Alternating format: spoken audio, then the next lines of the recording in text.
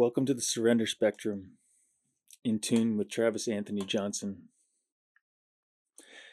This is a podcast about healing, about truth, about finding your way back home to yourself, one step and one surrender at a time.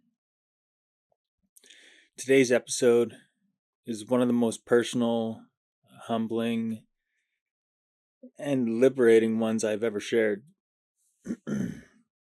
This is for the ones who said sorry 1,000 times and never meant it. Thought they meant it, but never actually meant it until they finally did. This is for the ones who hit a bottom so deep they didn't know if they'd ever climb out, only to realize that what they had hit was sacred ground. We're going to take a walk through steps 8 and 9 of the 12 steps today. The amends process. We're going to reflect on what it really means to make peace with our past, reclaim our spiritual integrity, and step into a life built on truth, courage, and divine connection. We'll talk about what it means to grow grateful, not in spite of our addiction, but because of it. Because sometimes the very thing that was killing us becomes the doorway to God. And when that happens, something truly beautiful is born. And then, as we emerge from the fire of amends, we'll step into the rhythm of step 10, where freedom is no longer a destination, but more of a daily practice. Where healing isn't a one-time miracle, but a sacred maintenance of the soul. This isn't just about recovery. It's about spiritual evolution. It's about keeping our side of the street clean. One prompt admission, one honest inventory, one surrendered breath at a time. So take a deep breath. Let's settle in. This episode is your invitation to walk through the door of the past into the truth of the present and begin living as the person you were always meant to be. So let's begin. There's a reason why step 8 and 9 are not in the place of steps 1 and 2. We have said sorry a million times, but we never actually changed our ways. We just thought that the apology was enough. It's like the boy who cried wolf. The more times we throw sorry around, the less depth and weight that they hold. When we get to steps 8 and 9, we have begun to see our side of the road, where we caused harm, especially after identifying and listing all our wrongs in steps 4 and 5, and then forgiving ourselves and giving it all to God to be removed in steps 6 and 7. By this time, we can see the reasons why we were actually sorry and why our past sorries were just excuses to keep acting out with grace periods, basically.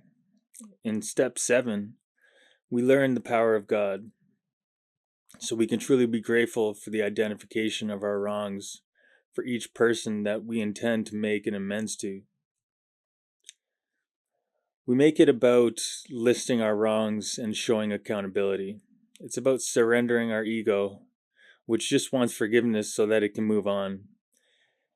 And about making an honest effort to counteract the hurt that we caused. When we ask God to help us remember the things we did, they come. Just as when we ask God to help us uncover our resentments and fears in our moral inventory so that we can make an honest attempt at freedom. We begin to be grateful to God for showing us things that hurt our ego, which used to hurt us due to the identification of ourselves being the same as the ego before. Gratitude to God for identifying all the ways we hurt others no longer scares us because we are ready to make the list of people we had harmed and continue to make amends to them all, be that in person, in spirit, and or via living amends. This is why the steps are in the order that they are. We are conditioned to be ready for the next step, and the steps don't end, which is the best part, because we keep becoming more and more free and continue to keep in fit spiritual condition the more we go through the steps. Making amends isn't about feeling better. It's about getting right with God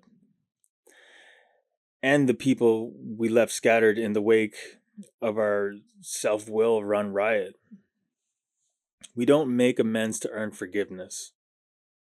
We make them because it's our spiritual responsibility of us being someone who is no longer trapped in the delusion that we're the center of the universe. Step 8 taught us to get honest about the wreckage. Step 9 tells us to do something about it. There's fear in that, real fear. The fear of rejection, of humiliation, of hearing what we don't want to hear. But we walk through that fear because we're no longer guided by the ego's need to be right. We're guided by our soul's need to be real. And when we walk in spiritual truth, we walk with God. Some of those amends will be direct. Some may be as simple as owning our behavior and asking if there's anything we can do to make it right. Others may require us to sit in the presence of someone we deeply hurt and offer no defense, just truth and willingness. In that space, healing begins. Not always for them, but always for us. And then there are the living amends, where words aren't enough and our actions become our apology. We stay sober, we stay clean, we show up. We become who we said we would be. Maybe for the first time in our lives. And people notice. And sometimes they even forgive. Not because we asked, but because they saw the change in us. But the beauty of step 9 isn't just in repairing relationships. It's in reclaiming integrity. Our spirit begins to breathe again. We're no longer hiding behind lies, half-truths, and broken promises. We walk lighter. We sleep deeper. We start to feel whole. Because when we make amends, we're no longer just recovering from addiction. We're restoring ourselves as spiritual beings in human form. We are aligned with divine will. We are standing in the light, and we are becoming who we were always meant to be. This is not the end of the journey. It is the emergence of a new identity, one that is built on truth, courage, humility, and love.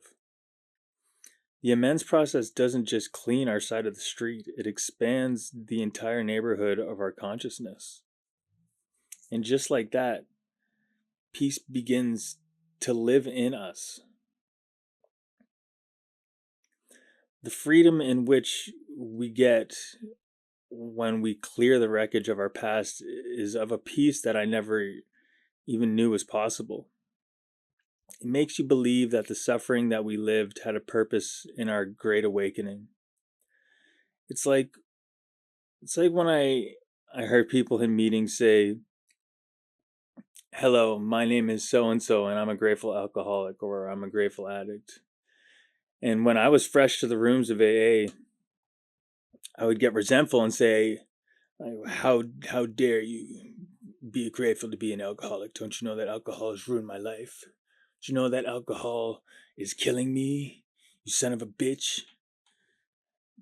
This was due to my inexperience with recovery and the 12 steps, because if I truly felt the way that they did, which was joyous, peaceful, and connected, then I would understand that the reason they're grateful is because us as addicts and alcoholics have the opportunity to hit such rock bottoms that caused us to have the gift of desperation that is needed to have a spiritual awakening of this magnitude.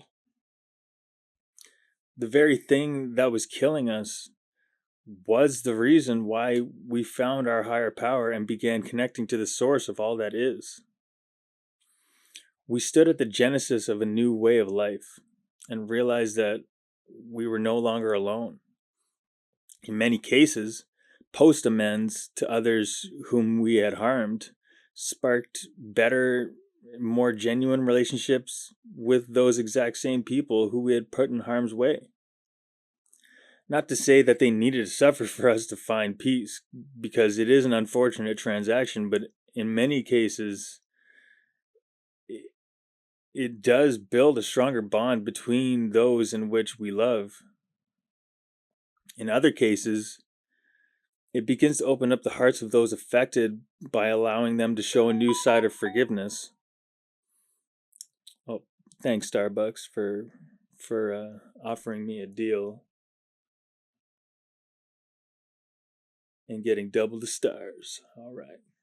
But as I was saying, those affected, it allows them to show a new side of forgiveness, and cause them to learn a new perspective on those who are suffering from addiction, possibly even shifting their outlook on addicts as a whole, and grow in them an idea that each and every addict has the potential of becoming an even better version of themselves than who they initially were before the addiction took place.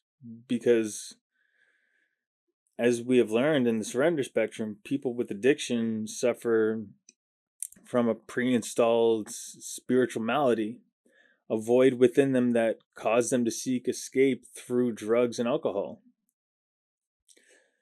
The drugs and alcohol were not the problem. They were at one time the solution, and they worked until they didn't. Addiction was a symptom of a greater issue. So it is in our addiction that we grow to become grateful, because it was the one thing that caused the gift of desperation that was the beginning of our journey to faith and divine connection. The gift of desperation is strange like that. It never comes wrapped in gold foil or velvet bows. It comes wrapped in silence, in prison cells, in broken hearts, in hospital beds, in funeral pews, in the aftermath of one more relapse we swore we'd never do again. And yet, in its haunting arrival, it brings with it a doorway, not out of the suffering, but straight through it. What happens when we walk through that door? We begin to discover that the pain wasn't punishment, it was preparation.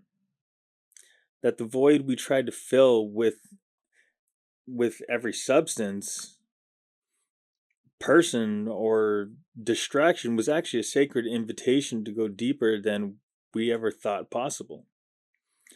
We learn that rock bottom is not a tomb, it's a womb.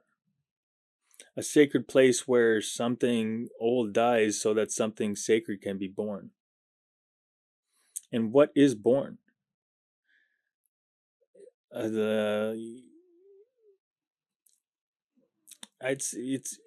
a sense of self that is no longer defined by shame or ego, but by spiritual substance.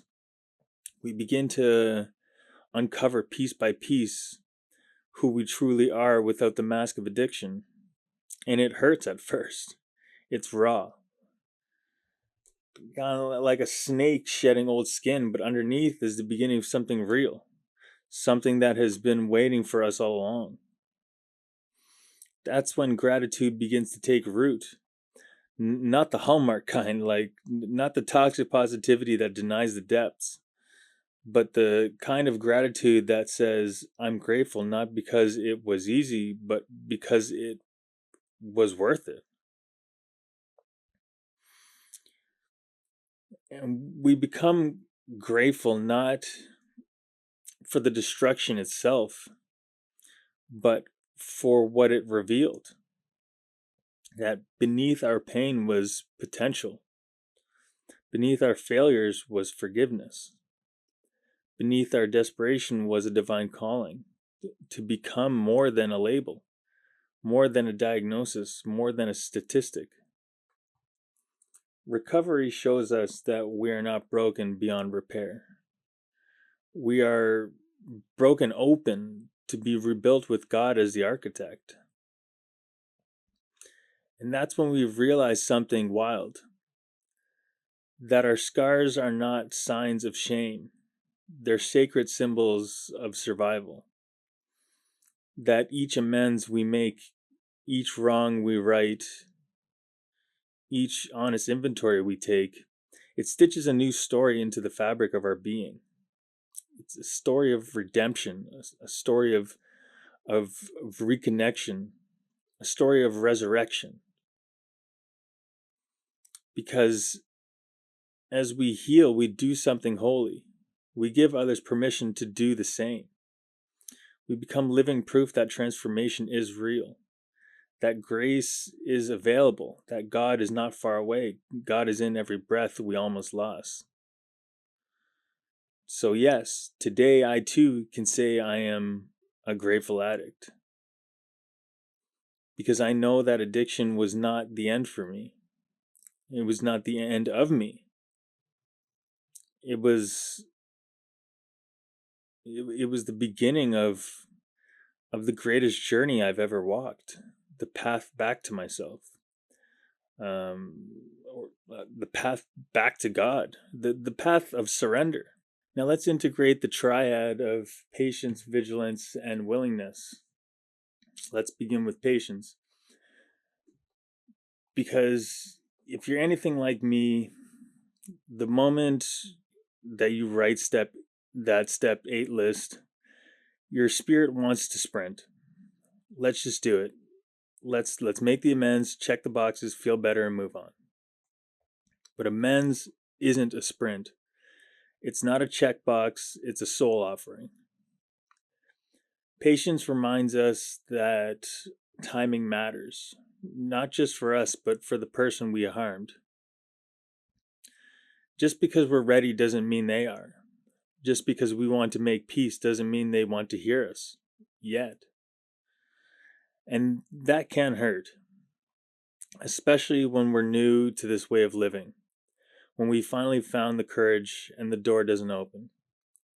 But that's when patience whispers. Healing doesn't rush, and love never forces. Sometimes we're not supposed to make that amends yet because we're not ready to do it humbly. Sometimes it's because they need more time to process the damage. And sometimes God is just saying, wait, trust me. Patience is not passive. It's trusting in divine timing. It's listening for God's go instead of chasing our ego's urge to fix everything now. And here's the truth. If we rush it, we might do more harm than good. We may turn an act of love into a performance of guilt. We may end up apologizing just to relieve our own discomfort instead of truly considering the pain we'd caused. Step 9 is sacred work. And sacred work moves in sacred time. So if you've made your list in step 8 and you're feeling that fire, just breathe. Pray. Ask God not just when, but how. Ask to be shown when your presence is a gift and when your absence is grace. Because sometimes the most loving amends is the patient one. Now we move into vigilance, the spiritual watchtower of steps 8 and 9. Because here's what no one tells you at first. The wreckage we caused doesn't just vanish because we made a list and said we're sorry. No, it doesn't. Healing takes tending. Integrity takes watching. And ego is always trying to sneak back in through the back door, through the side door, through any fucking door it can peer its head into. Vigilance means we stay spiritually awake as we walk through this process. We don't just show up to make amends. We stay awake to how we're showing up. Am I making this amends from humility or from pride? Am I here to serve or to be seen?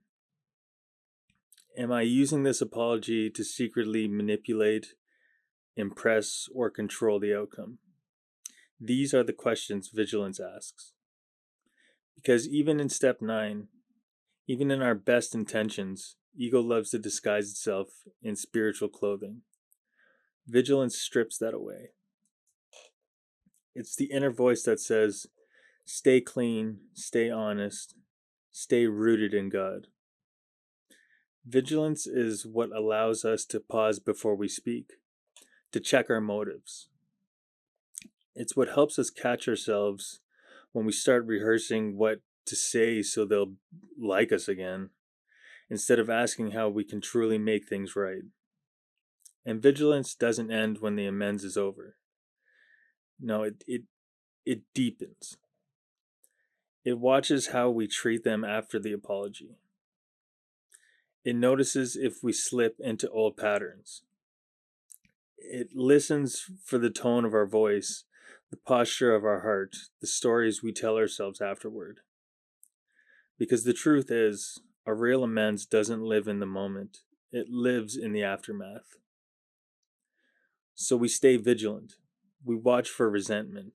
We stay honest about discomfort. We pray to be emptied of ego and filled with presence. Vigilance is not paranoia. It's spiritual maturity. It's the sacred discipline of aligning our walk with our talk, our heart with our actions. It keeps us from falling back asleep. It keeps us walking toward God.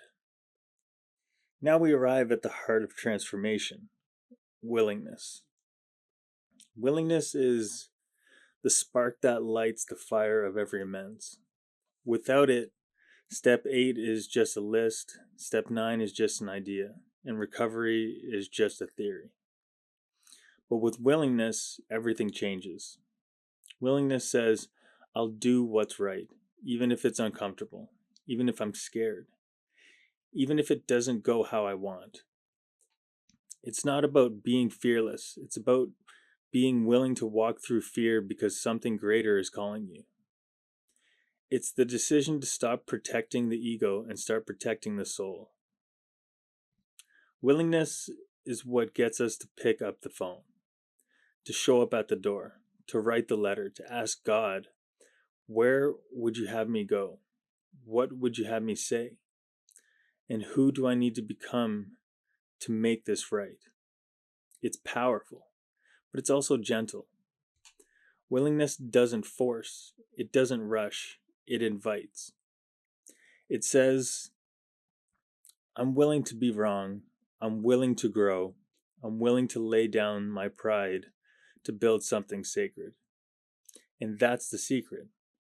Willingness isn't just about repairing the past, it's about reshaping the future. It's the seed of a new character. It's the root of real humility. It's essentially the echo of step 3. We made a decision to turn our will and our lives over to the care of God as we understood Him. Echoing again here in step 9, I'm willing to turn this moment over, this harm over, this outcome over to you. And here's the miracle. Every time we say I'm willing, the universe listens. God aligns and healing begins. Because willingness is not just a posture, it's a prayer in motion. So if you're scared, but you're open, you're already halfway there. If you're trembling, but saying yes, the Spirit is already moving through you. Willingness is the doorway. God is the guide. Love is the result. And with patience, vigilance, and willingness woven together, we become the living amends.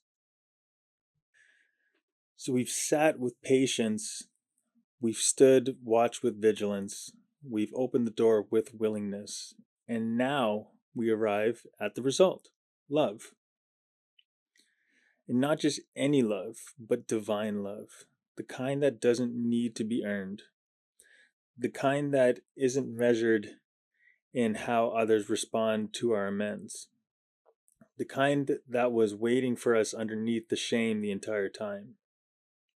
You see, the purpose of making amends isn't just reconciliation with others, it's reconnection with the source of love itself. Because when we walk through the fire of honest accountability, when we unclench the grip of our old stories, when we say, I was wrong, I want to make it right, what we are really saying is, I am ready to return to love. Love that humbles without humiliating. Love that sees the truth and still chooses us. Love that says, even now, especially now, you are worthy. This love isn't always loud. It's not always instant, but it's always there. Sometimes it shows up in the softening of someone's eyes when you speak your truth. Sometimes it's in the shaking of your voice as you finally say what needs to be said. Sometimes it's in the silence afterward, that sacred hush where forgiveness hangs in the air like incense. And sometimes it's not about them at all. It's about you, feeling the weight lift. It's about walking away from the apology with your spine straighter and your heart cleaner. It's about knowing you did the right thing, the next right thing. And God met you there. Because love is the result, doesn't mean we always get the outcome we hope for. It means we get the outcome we needed. Freedom, alignment, peace, a return to spiritual integrity. We begin to love ourselves, not for who we were, but for who we're becoming.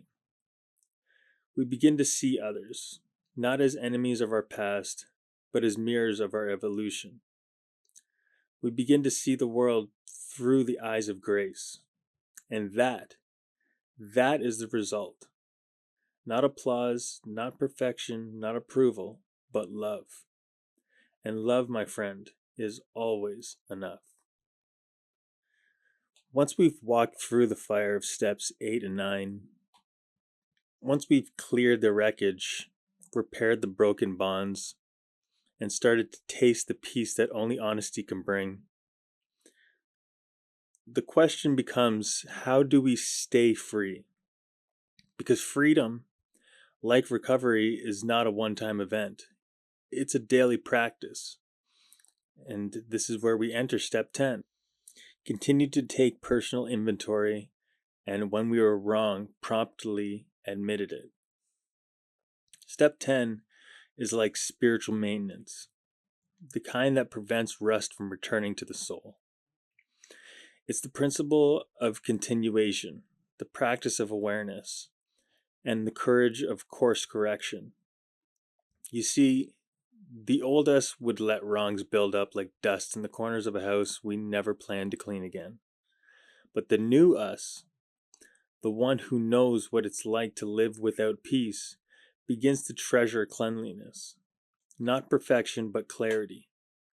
Step 10 is where we say, I won't let today become tomorrow's wreckage. We begin asking different questions. Where was I selfish today? Did I speak with love or control? Did I cause harm, even in subtle ways? Am I running on faith or fear? And when we see the truth, we don't wait to fix it. We promptly admit it. That word is important, promptly. Because delay is the ego's favorite tool. It says maybe later, but the soul says now. That's the beauty of step 10. It turns recovery from past tense story into a present moment lifestyle. It trains us to live in real time with God. It teaches us to not just clean up, but stay clean. It transforms our spiritual awakening from a spark into a steady flame. And perhaps most importantly, step 10 becomes our daily meeting with the truth. Not a courtroom, but a sanctuary. A place where we come home to ourselves, assess the state of our heart, and reconnect with the source before life pulls us back into old patterns. It's the beginning of emotional sobriety, the kind that says, I don't need chaos to feel alive. I don't need to be right to be free. I don't need to hide to be loved. So we keep inventory. We keep clearing. We keep walking in surrender. Because the surrender spectrum isn't linear, it's cyclical. Step 10 shows us that healing is not a finish line, it's a rhythm. And if we stay in rhythm, we stay in grace.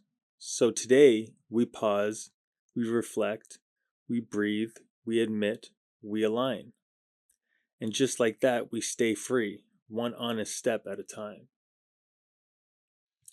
So you may be asking, how do I continue to take this personal inventory and to promptly admit these things when they pop up, so I've actually taken the initiative to put together a nice toolbox for you all. I got 10 tools here, and we're just going to kind of go through them, and you can take what you like and leave the rest for everyone else, or you can use them all. It's up to you. That's the best part. It's a toolbox. Sometimes you need a hammer, sometimes you need a screwdriver. All right, but if you're building a temple, you're likely going to need the whole toolbox. So just saying. So let's open the toolbox. Tool number 1, the spot check inventory. This is your real-time radar. Something feels off, you just snapped at someone, you're irritated, resentful, a little too prideful. You pause and you ask, what just happened here? Was I selfish, dishonest, afraid, or inconsiderate? Do I owe an apology right now?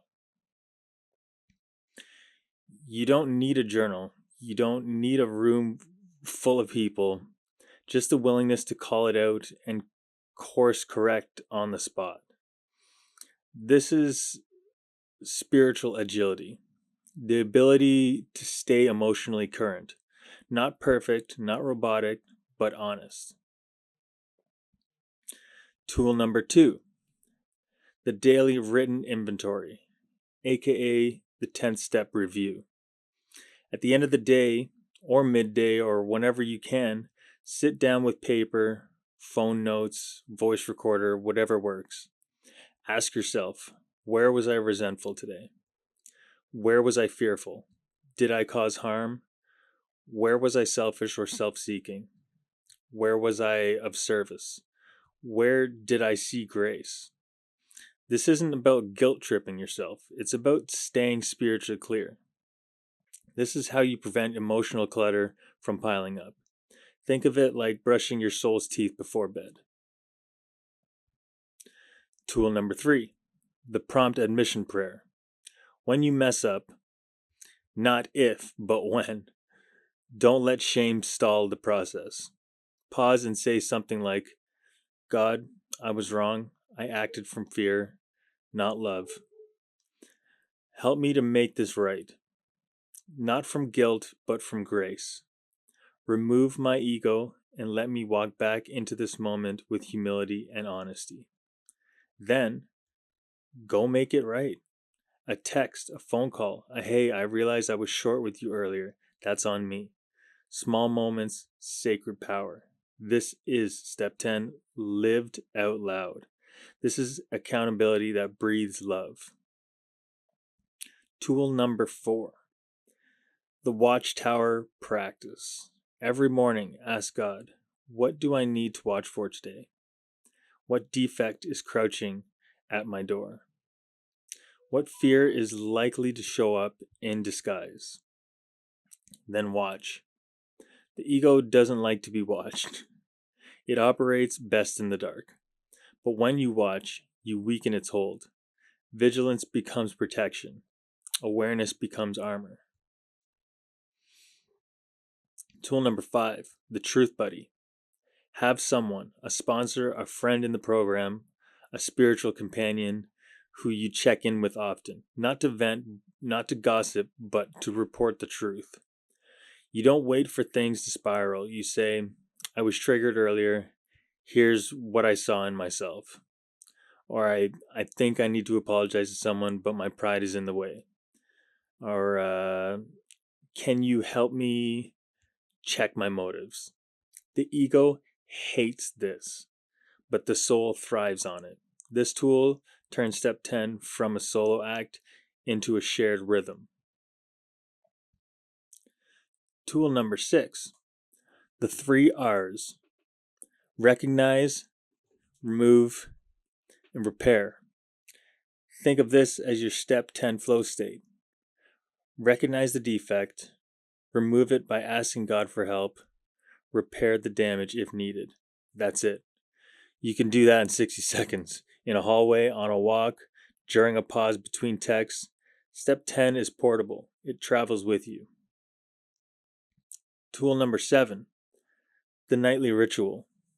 Before you lay your head down, light a candle, take 3 deep breaths. Ask, where was I aligned with love today? Where did I drift? Is there anyone I need to forgive, including myself? Then say, I hand this day back to you, God. Anything I missed, you already see.